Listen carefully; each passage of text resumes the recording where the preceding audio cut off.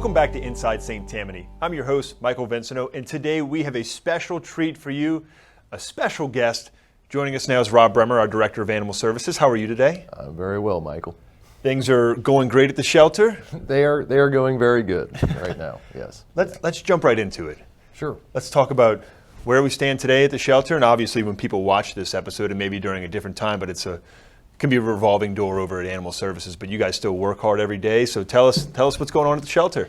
So currently we're at capacity. It's manageable, but we're at capacity. We have about 200 dogs and about 60 cats at this present moment in time. If anybody's paid attention to our social media or here on STPG-TV, you can't miss how much we talk about animal services and how much the improvements have happened over the last couple of years. You've been director for about 2 years now, 3 years? Since 2021, yep. So 3 years now. Talk to me about when you took over to where it is now, what you're proud of, what are some of the things that you'd like to share with the community? Number one, we have a completely different mindset, and that mindset is only, and I'll get to the mindset in a minute, but that mindset is only enabled by the support that we receive from both the community and the administration and our partner agencies. We could not do what we do without cooperation, support, intent, and we get that from the community, from the administration, and from our partner agencies, and we're able to do a lot more with a lot less. When I became director, we were starting to move into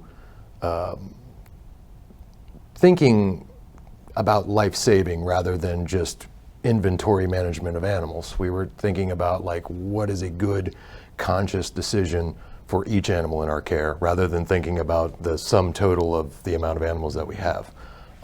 It's very easy to get lost in the statistics and whatnot and what have you, but what we're trying to do at Animal Services, which is I think is unique to most agencies who are an animal service or animal control based municipal agency, an open admission shelter, is we still try to look at each animal as an individual and what its specific needs are so that we can be the halfway point for its forever. Obviously we think about public safety and whatnot and what have you, and we can get into animal control and talk about all the great stuff that they do. But it's been huge to have the support from the community and the administration, and what it's allowed us to do is be a life-saving agency. We are a no-kill shelter. That is pretty rare for a municipal shelter to do that. And congratulations on that, by the way, too. Yeah, 3 years. So we've been going really strong. We've been struggling. It is a struggle. I'm not trying to make it out to be that we're this perfect agency or anything like that, although I will say I have the best staff in the universe, so I have a caring and compassionate staff. But we set tracks for each animal. We have a weekly population management meeting, so every team has a representative from their department that meets along with myself and Assistant Director Brunies and also Dr. Johnston. We all sit down and we talk about where we want to see this animal go. Can this animal be a good adoption candidate? Has this animal been temperament tested? Has this animal received all its appropriate shots, vaccinations, whatnot, what have you? Has it been fixed? Because no animal is going to leave our facility not fixed. And we can talk about the spay and neuter program in a minute. But all of these decisions, if we're going to put an animal into foster care because it's not doing well in the shelter, are we going to promote it for a foster home? Would a receiving agency out of state or maybe even in our local community be able to take this animal on from us to get it out of the shelter setting? Because ultimately the shelter setting is not something that an animal is going to thrive in. There are animals that can tolerate it, but it is very unnatural. It's very unnatural to be stuck in a cage and four walls with other animals, all kind of strange noises, sounds, sights. And a lot of the animals that we get are stray animals that are coming in off the street, so they don't know about being confined. It's a new experience for them, and they can act out in all kind of terrible ways, and we try to make sure we're thinking about that when we're making decisions for them, because what we're seeing represented at the shelter isn't conditionally what the animal may be like outside in a home environment, sleeping on your couch, you know. We do all of the national certification programs for temperament testing. So we use the SAFER method. We have a modified SAFER temperament test, and it gives us really good insight into what the animal's natural inclinations would be. But each temperament test is only as good as the day you take it. So there is a spectrum there, and but that's what being a life-saving agency is about. If we're not thinking about them as individuals, we are going to make mistakes. Whether that mistake be euthanasia, whether that mistake be putting it into a home where it's not going to thrive, and ultimately having the animal be returned to us. We think about all of that, and life-saving in an animal shelter is now a way of doing business, as opposed to the opposite end of the spectrum on the classic animal control catch and kill method. What catch and kill is it sounds barbaric because ultimately it is. You're removing animals out of the environment that they're in with no intent to find an outcome for them, a live outcome. And you know, when their time's up, you just deal with them that way. And we do not operate that way anymore. Our agency did at one time. It was not a good time. But that was the era that we were in, and when you know better, you do better, you know. With that being said, though, how hard is it knowing that you guys, last year, for example, took in 4,000 animals? So how hard of a mission is that? You take in so many animals, and you want to care for each one, and you think of each one. You go to a stadium, and you pack 4,000 pets, and you're like, how in the world did they find homes or alternatives for these pets? So how hard of a mission is that to accomplish that, finding homes for all these pets, knowing that so many are coming in? So look, I don't want to sound boastful, Michael. I really don't. It's incredibly hard. Animal control, animal shelters, public or private, we have a high rate of burnout. We have a high rate of compassion fatigue. It is not a job that everyone can do.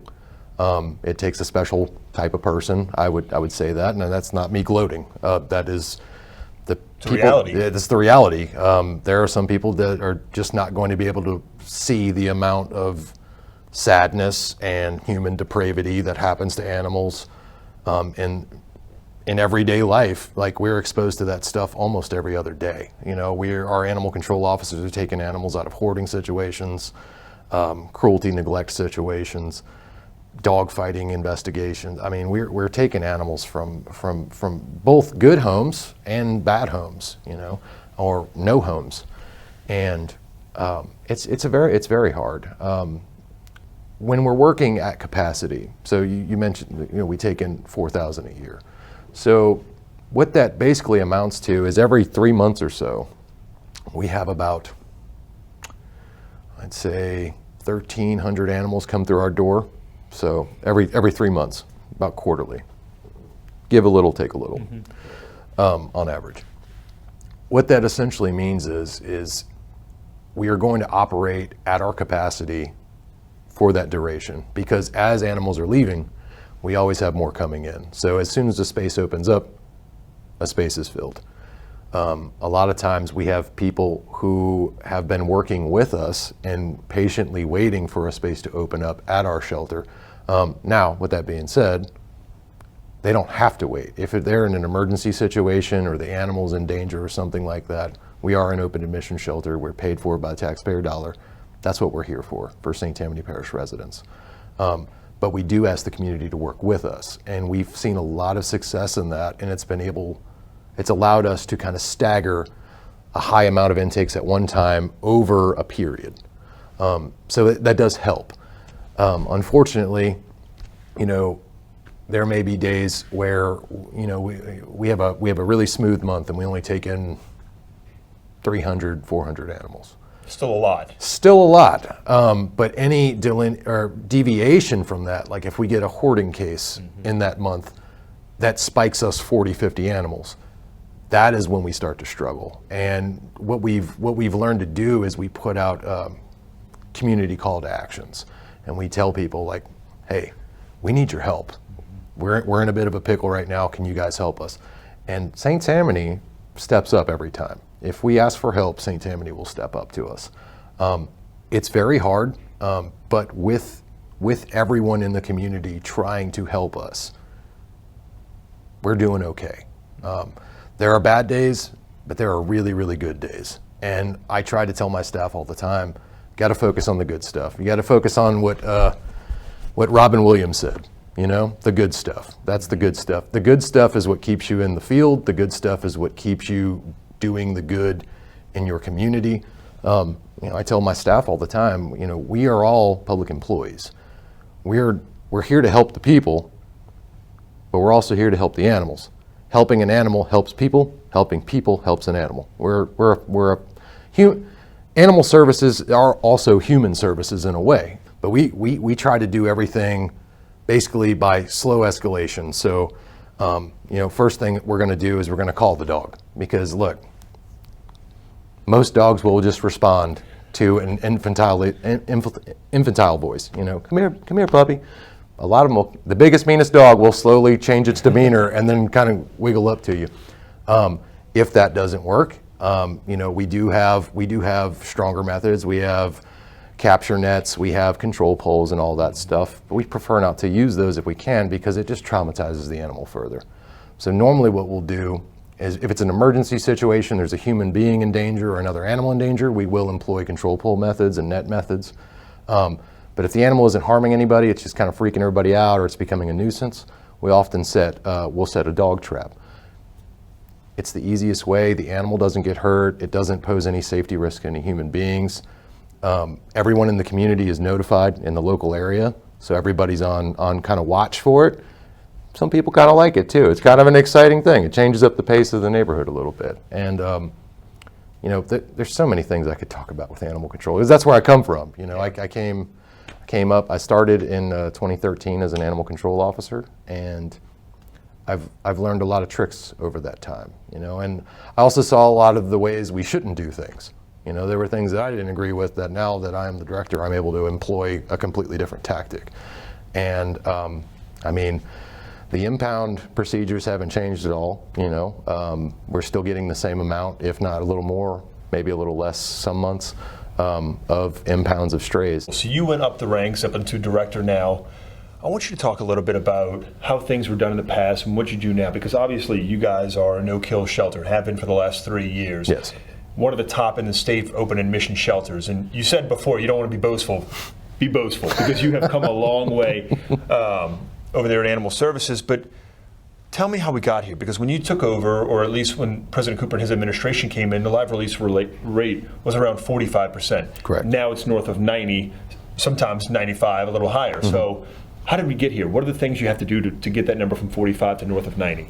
It's on every front. We had to change things. So on the front end of, like, if you walked in our lobby, I'm giving you resources to keep your pet. I'm saying, look, here's a trainer. Here's a list of trainers. If your animal's having behavioral issues, try that out first. Have you tried rehoming your pet to a friend or family member? You know, have you asked anybody on social media in your local community if they would be interested in your pet? On the animal control side, it's spending a little extra time in the field to try and return that animal to its home rather than bringing it back to the shelter. You know, obviously if the animal's not dangerous or something like that, or being a public nuisance or anything like that, tearing up trash and all that. Education has been the biggest thing across all spectrums of the team. As far as we developed the programs team, so prior to 2021, that team did not exist in our shelter environment. What it has become, it is now the main team that is pushing outcomes out of our shelter, live outcomes out of our shelter. They are wholly dedicated to it. They manage our social media for us. They are the ones who go out to all of the adoption events. They are the ones coordinating with our rescue and receiving partners. They're the ones coordinating our foster program and our adoption program. So we have, in the past, we had no one dedicated to that. It was just any employee who had a little extra free time, which you know how that works in government. There's never any free time. What is that? Yeah, right. Now we have dedicated personnel to those tasks, and that has been one of the biggest things, and that only came about with the support from the administration. I don't believe that would have happened for quite some time without that kind of support, because obviously it does cost resources. You have to pay salaries for that and benefits. And it's a very, very, very consuming job. We pay them 7.5 hours a day, but they're really working 14, 15 hours a day. They're answering messages throughout the night on social media. They're responding to emails. A lot of our rescue partners, they don't work regular hours. Some of them are in different time zones. Some of them are night owls, animal people. Yeah. We're kind of weirdos, I say that as an animal person. They're working almost 24/7. My animal control officers, they work a 24/7, 365 shift, It never really stops. And even when it does stop, you still get calls from your family and friends like, oh, somebody saw a dog. The first thing that they think is, oh, my cousin, my brother, my sister, my dad work at an animal shelter. They'll know what to do. And absolutely, they know what to do. But it does burn you out sometimes, As far as the care inside the shelter, that's another thing that we've changed. We've upped the standard of what we expect for cleanliness. We've completely revamped the cleaning systems that we use to prevent disease spread. We use great industry rated stuff. It's called Rescue. It's really good stuff. Prevents lots of bad stuff that you see in a shelter environment, because a lot of these animals, you don't know where they're coming from. They could have been exposed to anything. Mm-hmm. We have to prevent outbreak with such a large herd community in our shelter. And the last bit is we have a fully functional veterinary clinic. In the past, we weren't really able to do a lot of the things that we can do now with our clinic. We now have 3 dedicated veterinary technicians and a full-time veterinarian. They are a great team. The amount of things that we can diagnose now and actually treat, especially with the help from our partners at Marty Paws, they fundraise a lot of the really expensive medical stuff for us, saves the taxpayer money, helps the animal, everybody wins, They work very closely together. All of these things combined, all of the teams doing a little bit extra, doing a little bit more every single day, when they can, where they can, have contributed to what we're able to do as far as all of the life-saving that we're doing. And one of the things I'm most proud of is, in a normal workplace where somebody will grumble about, this place, blah, blah, blah. You don't ever hear that at the animal shelter. All you really hear is constructive criticism or ideas. How can we do this better? And of course, we have to balance the entire ecosystem of the shelter, but I'm very proud of my staff for all of the ideas that they have. We've implemented so much that came from the bottom up, and we pick really good ideas from the other shelters around us, and we give them credit, Sure. Shout out to them. But it's a team. We have one goal here. Everybody love everybody. Yeah. Everybody help everybody. We have a really good relationships with our sister shelters around us, with our rescue agencies around us that are both here in our community in New Orleans and Tangipahoa, Washington, Picayune. We've built relationships with everybody so that we're all on the same team and we're not competing. We don't want to compete with anybody, because at the end of the day, if we're cooperating and not competing, we're going to save more lives. And I think every shelter around us knows that too. And it's a great time to be in animal welfare. It's a challenging time right now, but challenging times breed the good times. So we went through a little bit of good times. We're going through some bad times, going through the challenging times and going back to the good times. So Bissell Pet Foundation, the vacuum company, mm-hmm. They also have a whole pet side. They sponsor all of the adoption fees for the month. So the shelter does receive a grant in the amount of the adoption fee amount from them. It's really great for the shelter. It's great for the adopters. We also have the Rainbow Bridge Memorial Park area opening up. Marty Paws and Scott's Wish, our nonprofit partners, have done a really great job of beautifying the place. The bridge is awesome. Everybody's going to love it. I mean, it's great. And we invite everyone to bring, a pet they may have lost, collar or tag or something, and attach it to the bridge. It's for everybody. It's for the community. So, and it's there at the shelter grounds. So when you're ready, come and see us, and I'm sure we have another pet for you. So. Let's talk a little bit in conclusion here. Your mission, what you want to see in the years to come. Obviously, pets are going to keep coming in. We have no idea where all these pets are coming from, but they're still coming. What's your mission? What's your goal? What would you like to see be the face of animal services for the next 5-10 years? I would love animal services and our animal shelter to become a place of community. Right now, we're out there in the woods. We're on a little island. Nobody wants an animal shelter in their backyard, right? Well, what I would like to see is a place where people can bring their pets to visit. I would love that. I don't know if that's a reality in the next decade. I'm slowly inching toward that. I'm trying to, what I would like to see is more people be educated about responsible pet ownership. But I am developing a curriculum based off of best practices to teach responsible pet ownership to kids, K through 12. I want to get into all the schools and start teaching the kids that stuff, because our generation, we may not get it. We may not get empty shelters in the next 20 years. But in the 21st year, maybe some of these kids that we've been able to reach will start setting that standard. I know there's been a lot of trailblazers in the past that have really tried to push spay and neuter, to get animal laws on the books. They've done a great job, and we're gonna carry that torch. We're gonna be the lighthouse for southeastern Louisiana. But we have a vision. All of my staff are on board. The administration is so supportive of us. The community is supportive of us. What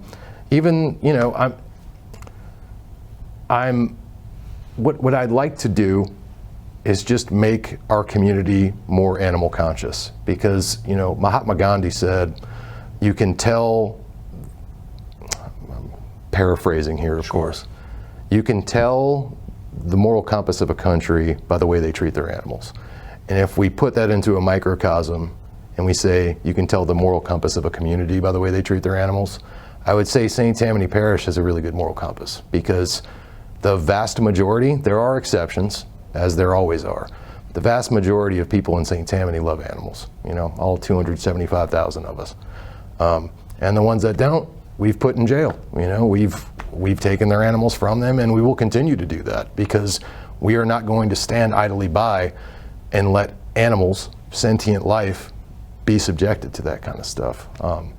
We want to make sure that everybody knows what the minimum care standards from the state are, proper food, proper shelter, proper water, interaction. While that's not covered by the law, animals need socialization, absolutely. And that's why at the shelter, our volunteer program, we've completely subsidized enrichment to our volunteers. My staff can handle the heavy lifting. The heaviest lifting is socializing some of the animals that have not been socialized. And it's amazing, Michael. You see some of these animals come in and they're scared to death. They're turn themselves into a ball. And by the end of their journey with us, you see all the pictures and the progress that the volunteers make with them and what the staff make with them.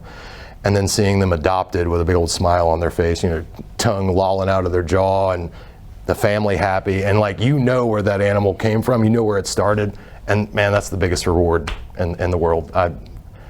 I'm going to get teary-eyed just thinking about it. I've seen it so many times. It's a beautiful thing. Yeah. It really is. Well, hopefully we get more people to come out and to give you guys those teary-eyed moments. So the tears are good in this case. Yes. Real quick, as we conclude here, what's the ways people can help? What can you do? Sure. Educate and advocate for animals. Educate your family and friends. Tell them to stop breeding dogs. We don't need any more dogs in St. Tammany. There are plenty. Look, you can come to my shelter. I'll give you some. Cats as well. Fix your cats. Spay and neuter your animal, number one. Educate on minimum care standards. Give your animal food and water every day. If it looks sick, bring it to a veterinarian. Interact and socialize with your animal. Don't let it roam. We are a slightly rural parish, There is a leash law across the entire parish.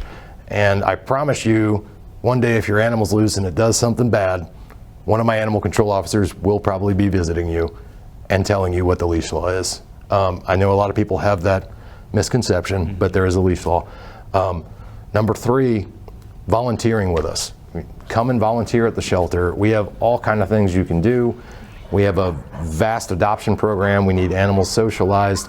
We have events almost every weekend of the year, sometimes during the week, that we always need help with.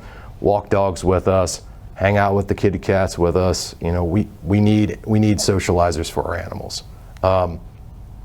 Fostering. If you can't adopt an animal, if you can foster one, that would help us immensely, because what fostering does is it's kind of a multifold process. It gets the animal out of the shelter, which creates another space in the shelter, okay? It lets us see how that animal is in a home environment, which allows us to be able to pull more information so that we can market the animal better. If we're able to do that, we're going to be able to get that animal adopted really quickly, because as much as we'd love to just completely rely on the temperament test that we do, having photos of an animal in a house is going to help so much more as far as adoptability goes. Number one way to help us adopt.